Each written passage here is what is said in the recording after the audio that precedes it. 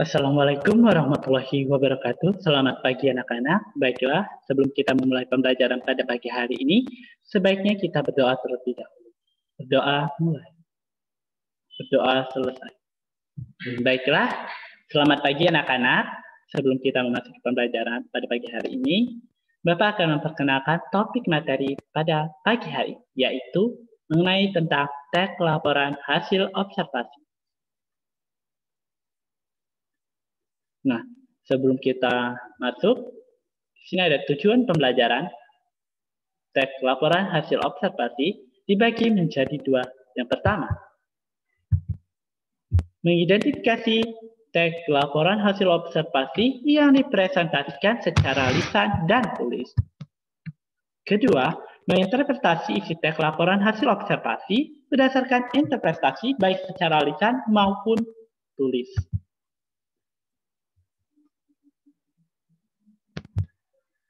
Nah, teks laporan hasil observasi. Apa itu teks hasil laporan hasil observasi? Nah, teks yang memberikan informasi secara umum tentang sesuatu berdasarkan fakta dari hasil pengamatan secara langsung.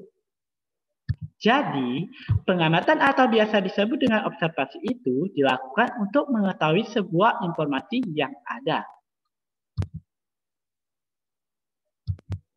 Nah, ciri-ciri teks laporan hasil observasi yang pertama, dituliskan secara lengkap dan sempurna.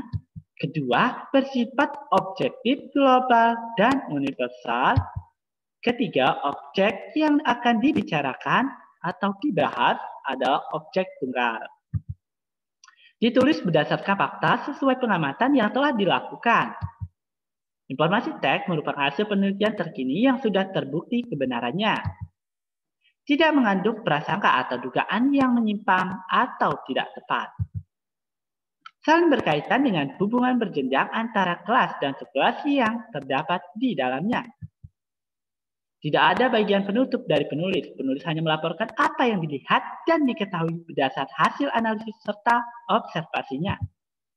Nah, menitiberatkan pada pengelompokan segala sesuatu ke dalam jenis-jenis ciri atau keadaan secara umum, disajikan secara menarik, baik kata, bahasa, isi, berbobot maupun susunan yang logis. Teks laporan hasil observasi menggambarkan sesuatu secara umum dan sesuai fakta tanpa ada opini penulis. Tujuan teks laporan hasil observasi, tujuan utamanya yaitu untuk memberikan informasi secara objek dan fakta yang ada di lapangan sesuai hasil pengamatan yang didapat. Tujuan lain yaitu untuk penelitian, untuk memberikan informasi terbaru, untuk mengatasi suatu persoalan, untuk menemukan teknik atau cara terbaru, untuk mengambil keputusan yang lebih efektif, untuk melakukan pengawasan dan atau perbaikan. 7. Mengetahui perkembangan sesuatu permasalahan. Nah, struktur teks laporan hasil observasi dibagi menjadi 3. Yang pertama, pernyataan umum. Apa itu pernyataan umum?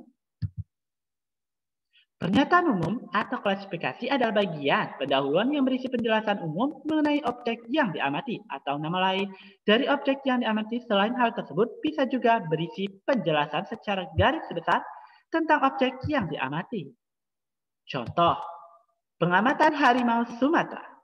Harimau Sumatera atau dalam bahasa Latin adalah Panthera tigris Sumatera, merupakan subspesies harimau yang habitat aslinya berasal dari Pulau Sumatera. Hewan ini adalah salah satu dari 6 spesies harimau yang masih ada, namun harimau ini Sumatera sudah diklasifikasikan menjadi hewan langka yang terancam punah. Populasinya diperkirakan hanya tersisa 4-500 yang berada di Taman-Taman Nasional Sumatera. Kedua, deskripsi bagian. Deskripsi bagian merupakan penjelasan secara rinci dan mendetail mengenai bagian-bagian dari objek yang diamati, yaitu harimau Sumatera. Deskripsi bagian yang pertama adalah deskripsi bagian tubuh. Nah, harimau ini memiliki tubuh yang cukup panjang, sementara Tinggi badannya tidak sepadan dengan panjang tersebut. Harimau Sumatera adalah hewan berkaki 4 dan memiliki ekor. Meskipun begitu, salah satu keunikan hewan ini adalah ukurannya yang lebih kecil dari jenis harimau yang lain. Kedua, bagian bulu atau rambut. Warna bulu coklat dihiasi oleh motif belang yang berwarna hitam. Pola hitamnya berukuran cukup lebar dan jarak rapat malah terkadang mendepet satu sama lain. Motif belang tersebut bergelombang, mengikuti bentuk tubuhnya sebagai bulu di pipi, perut, dan bagian dalam kaki berwarna putih gadingnya dan tampak sedikit lebih lebat dari bagian lainnya. Ketiga, deskripsi bagian kepala. Kepala hewan ini lonjong dengan moncong yang tidak terlalu mencolok, kupingnya lebar dan besar, matanya bulat diselimuti kelopak mata yang miring dan bersudut tajam. Warna matanya kuning dengan aksen hitam di bagian pupilnya. Pola strip hitam masih menyelimuti wajahnya. Bulu di alis dan pipinya putih dan berjanggut cukup panjang, mulutnya lebar dan bertaring tajam. Keempat,